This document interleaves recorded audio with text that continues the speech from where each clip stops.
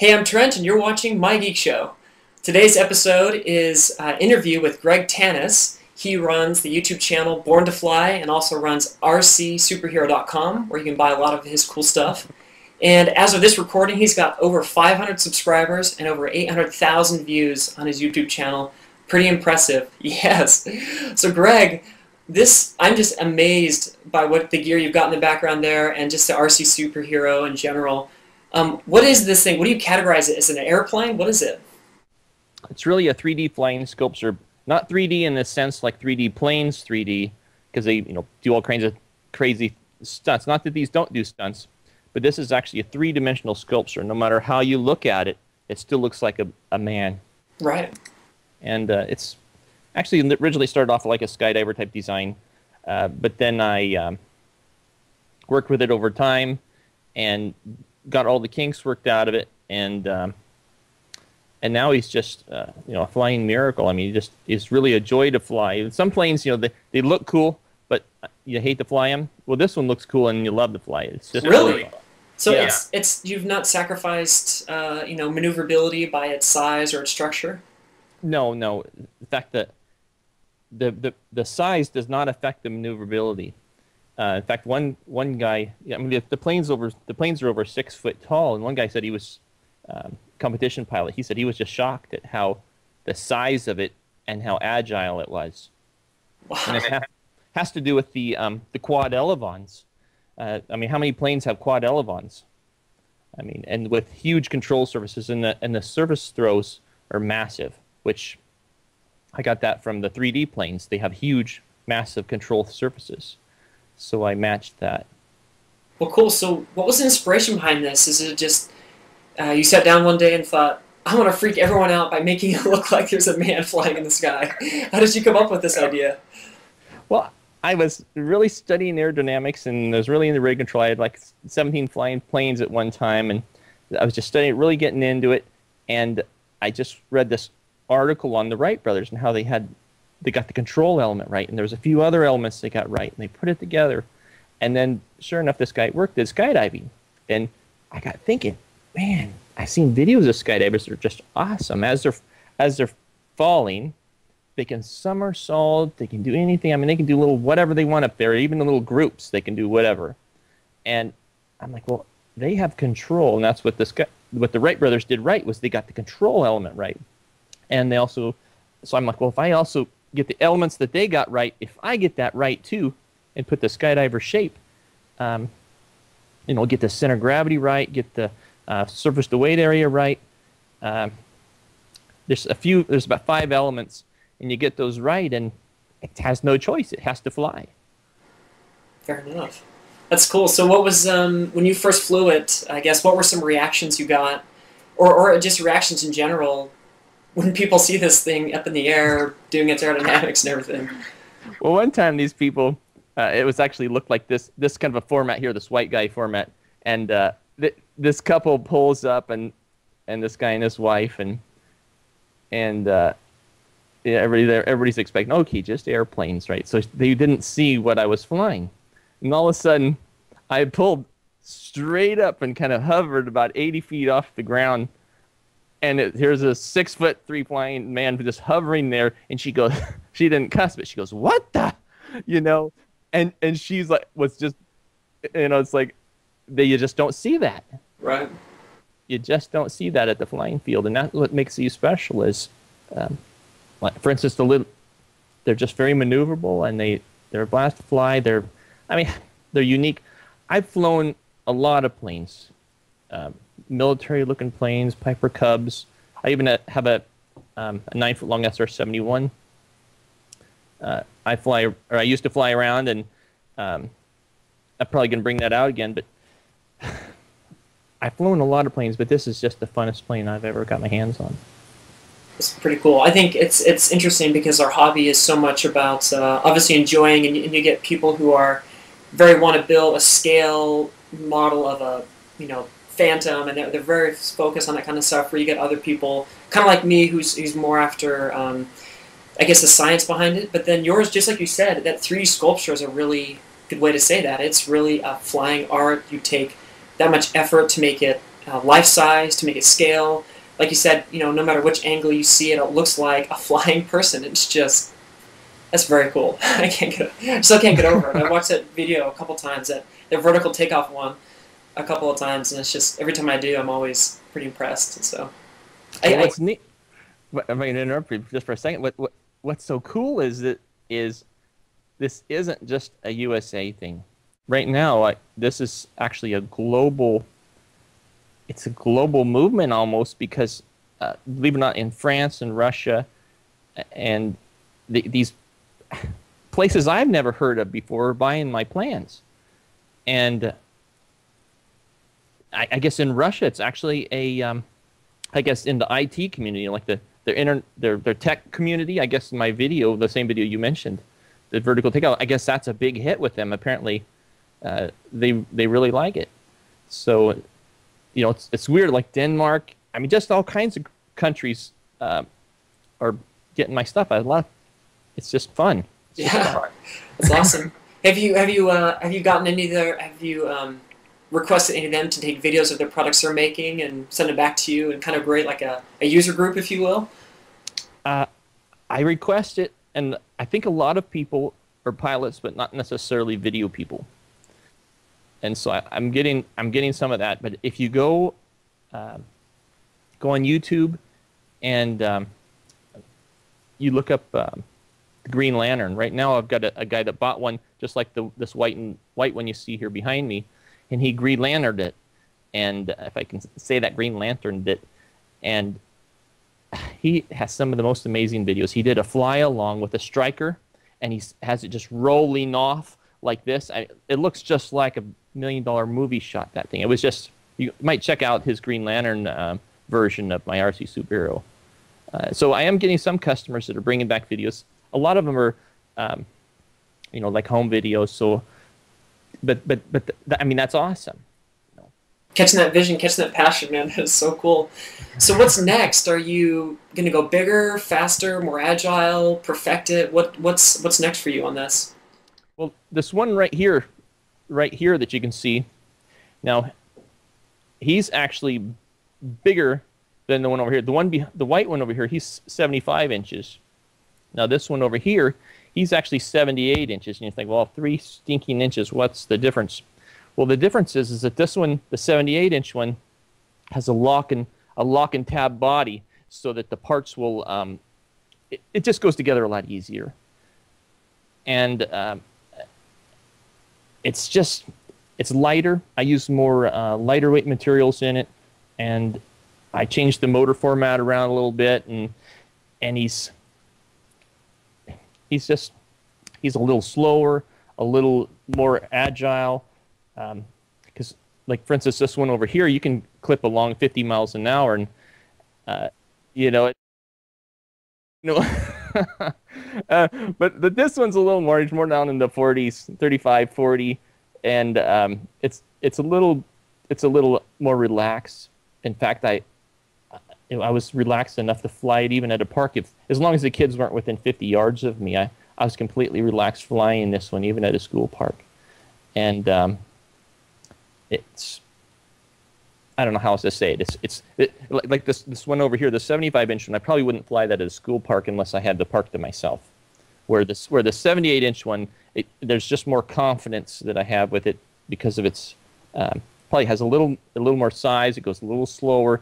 It's a little more predictable, I would say. I don't know how else to say it. Yeah, and I can see that because the smaller, faster model will appeal to some people who want, just like you said, bat out of H, cruising around 60 miles an hour, hovering over the, doing all that sort of stuff. But at the same time, there's other people who are really after the, the high alpha vertical takeoff that really want to, keep it in sight and enjoy that hobby in that way. So I can totally see that. Let me show you one other little quickie here. Right here on the bed, I have this 57-inch one. I don't know if you can see that little black thing on his back, but I just flew him today with a cape. First time ever, we just strapped on a cape, and we're like, well, will he fly? Well, we don't know. I didn't know if he was just going to go 10 feet and hit the ground, or if he was going to fly. And sure enough, the little guys fly with capes. And cut a little garbage bag material out and put it on there. It has a little bit of obviously it's going to have more drag, so it flies different. It's not quite as agile, but boy, he looks and sounds cool. Yeah. I'm sure that the plastic bag whipping through the air at 40 miles an hour has a distinct noise. It does like I can't even make that noise. Well, awesome. So, yeah, I saw some other videos you had some lighting on him as well. So it's like some nighttime effects. That was very, very cool. Adding that much more realism, and I guess realism, but that much more, spacesuit, whatever you want to call that, futuristic thing. So That's more show quality. yeah, I could totally see going to like a fireworks show, and in between, something, you flying around, zooming people, and just people losing their minds seeing that thing. What's so funny is I go to the little park over by my house. I don't even have to go to a regular flying field, and I just go to the little park here, and as soon as that thing hits the air and it's got some lights, I usually do it right before dusk. Not too dark so I can still see it, but still. And as soon as he hits the air, you hear some little kids going iron, and he's like, they just start screaming. I won't say the whole word, but that's what they think when they see it. So. Have you ever had anyone call the police? Like, there's some flying man out there? Or no police yet. I haven't jumped off any bridges or buildings with it yet. I keep waiting for a customer to do that. Kind of like a suicide jumper. Everybody's like, "Will I jump?" And then have one of them go off a bridge or something. But I don't have the nerve to do it. But hopefully, one of my customers will. Yeah, I think it'd be just really interesting to see. Because like you said, it's as soon as you push it so real. I mean, like I cannot tell you. Literally, the first time I saw your video, I was just scrolling through and I saw just a little icon on YouTube, and it was small enough that I thought it was a real person. And I clicked on it, watched it, and it literally took me 20-30 seconds before I finally realized this was not a human. Yeah, and I mean, and if you were looking at it in real life, having it zoom around, having it in that environment without the header at the bottom, this is a remote control airplane or whatever, I could totally see just thinking it was real. And then again at nighttime with the lights, and like on the boots where it's like some rocket boot thing. Oh man, it's just so cool. Can't get over it. So. There's something else I did to add to the realism, like the white guy behind me, he had 14.8 volts, and the RPMs were up really high, like a gas motor. So he was cranking up some pretty good noise, and it ruined a little bit of the realism. But with my 78-inch guy, I've got enough of it. And actually, this guy does not have the prop in the middle of the head like this one. He has the prop in the neck area, so that you actually have a whole head there. It's not dismantled, and you can fit a larger, like 12 or 13-inch prop in there that's turning on 11 volts. Get a high-pitched prop, and it actually turns out just as much thrust, and it gives you not the gas screaming engine sound, and that helps a lot. And then I'm definitely going to put a cape on one of these big guys with that, and I think that'll drown out any engine noise that'll be left, and all you're going to see is, hopefully all you're going to hear is just some cape and the cape and the guy like and some lights. It's like, are you kidding me? It's gonna be fun. So we're working on it, and then we're also gonna working on thinking of pulling a banner with one of these guys. And there's actually 4 sizes. We got the 78, 75, the I don't know if I can grab a couple of them. There's actually a couple other smaller sizes. I'm working on one that's even has a 38-inch one, and then one even smaller than that for the Foresight running gear. And but it just takes time. There's one of me. I'm working through it, and and there's something really cool that's coming on. Is some promoters for Wembley Stadium. They Wembley in United Kingdom. They actually this one pilot there that bought my plans. I contacted him like, hey, there's some people that want to fly one of these things at Wembley Stadium, the second largest stadium in all of Europe, like a football stadium with 90,000 seats, televised. So we might be able to. He still have some more tests to go, but if it passes all the tests, then he'll actually be the halftime show at Wembley Stadium with 90,000 people there, televised. So hopefully, I'm praying with me. Pray that he passes. This man named Richard does an awesome job flying, and this inspectors pass it off, and yeah, it's going to be cool to have this guy. Then he'll be world famous. As soon as he gets the Wembley Stadium's televised show. Pray that happens. So speaking of those different sizes, what does someone get at RcSuperhero.com? What's available to us for information, plans, that kind of stuff? Right now, you can get there's the 75-inch plans, the 78-inch plans, and the 57-inch plans, and then also I'm selling the 78-inch right now. I'm working on.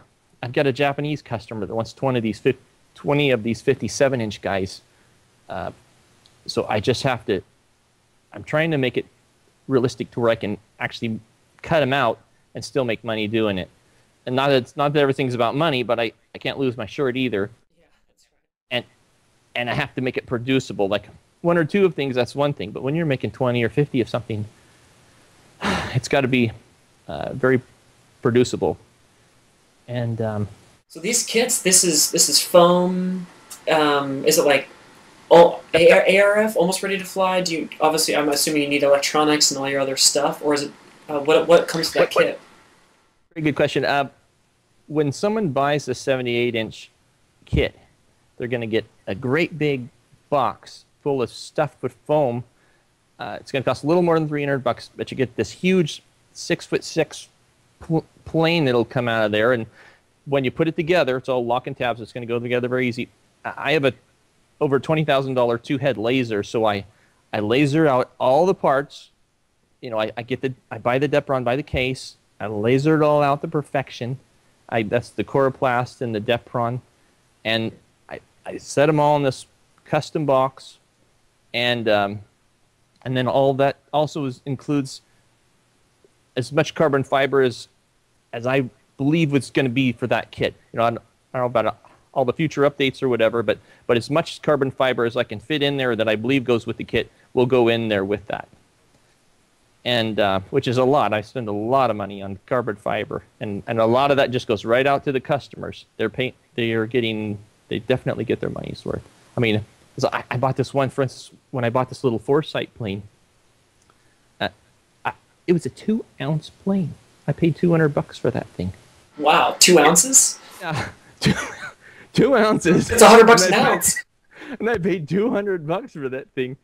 But now when I mail off these boxes, the boxes usually weigh like 5 pounds, and with the box and shipping materials and all that. But the boxes, here's this like 4.5, 5-pound box. The person's gonna get for not a whole lot more than that, but it's definitely getting your money's worth. I'm just kind of kicking myself for selling it at the price I am. You think, well, that's a lot of money, but it's a lot of work to put these together, and it's a lot of laser time just to put three kits together. Is just a lot of time. Not grabbing and complaining. I'm just saying you definitely get your money's worth, and get the plans too. If the person says, well, I'm not going to shell out that kind of money, fine. Get the $20-something plans, and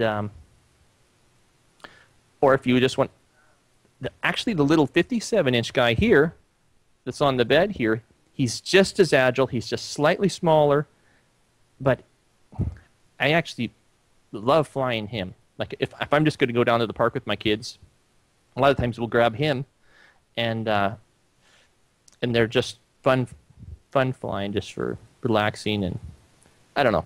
Sorry. Cool. No, that's cool. That's exactly what I wanted to hear. Just learn more about the products there. So if that kit that we get, let's say I'm a more experienced modeler. I've built my own stuff. I'm used to Depron, working with that, clipping things, carbon fiber, using epoxy, whatever glues that would work, CA safe, foam safe glue or whatever. What can I expect for build time? It's going to be a lot quicker. Like this white guy behind me, I might take you a couple of months. I mean, it's because nothing was lock and tab. You had to line up everything meticulously yourself, every part, But this bigger guy here, because of the lock and tab, I mean, it's not that hard. You say if there's a vertical body, and then you slip the horizontal butt piece and then the little clip tab and glue the tabs, and in a couple of minutes you're going. And then go to the other side. It's a lot builder. The body on that guy, there's no reason why you shouldn't have that together in a couple of days. And then that's not the controls and things, because it's the person that's doing it's going to want to think a little bit. Well, am I really want this servo here? Kind of, they're going to think, and you follow the directions. There's one cool thing about these is you don't end up with 10 pieces of paper trying to decipher what it is on 10 pieces of paper. I have a Picasso web album with over 200 photos, pretty much step by step. So even if someone isn't majorly experienced, they can just go step by step with the Picasso photos and the little caption underneath the photo and say, oh, and you know what? I never, ever, maybe once or twice, out of the hundreds of plans and kits I've sold, I practically never get anybody call me back, how do I do this? Because the photo pictures and the captions, there it is. They see it, they do it, and they move on to the next step. Well, cool. Very cool. Well, Greg, thank you so much for your time. Thank you so much for showing us more about the RC Superhero. Again, you guys got to check out his YouTube channel. It's Born to Fly. It's TA, Born to Fly. And visit RcSuperhero.com for all that information. And Greg, I look forward to seeing more of these videos. And thank you so much for your time. Definitely more videos coming, and more body styles. And so I've got some really cool body styles, so stay with me. This isn't the end of it. There's more coming. Sounds good. All right. Thanks, Greg. Good night. Bye. See ya.